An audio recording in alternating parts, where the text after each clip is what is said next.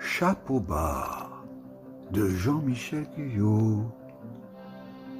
Nicole, sans peine, se coince un gros cornichon entre les seins. Qui oserait venir le croquer? Demande de ses yeux mi-clos qu'elle promène alentour en tournant lentement sur elle-même.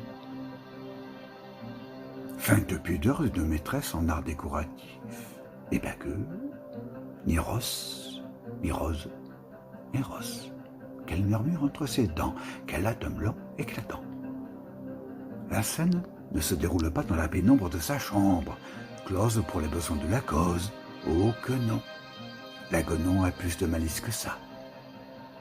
C'est au beau milieu d'une place publique inondée de soleil, mais désertée à cette heure de midi, et pour cause qu'elle tente le coup.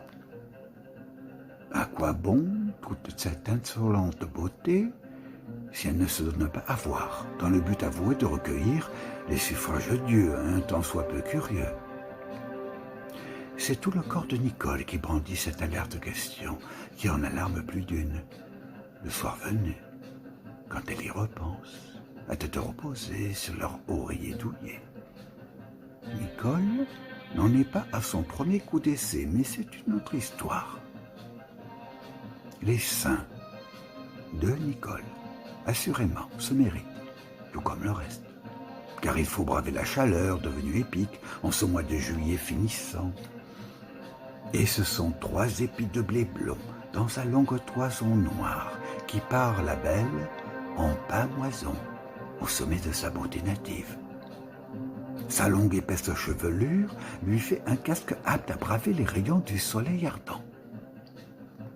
Oh, rien de vulgairement affriolant, je vous rassure. Simplement voilà une femme sûre de ses charmes, qui ne craint ni le grotesque, ni le scabreux, et bien décidée à en charmer le passant, qui l'aventure oserait l'aborder pour peu qu'il sache se montrer quelque peu à la hauteur. Nicole mesure tout de même un beau 1,85 m, mais ne lui parlez pas de basket-ball. Passe un nain de mes amis qui la salue bien bas, avec son grand chapeau pointu.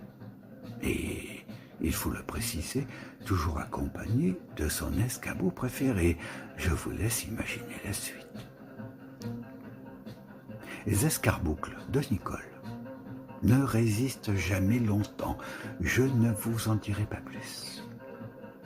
Sachez seulement que la copule du jugement, qui ce brave verbe être dans toute sa verdeur native, fut mis à rude épreuve ce jour-là, et qu'il fit lors bien des jaloux, lesquels hélas ne manquent pas sur notre bonne vieille terre.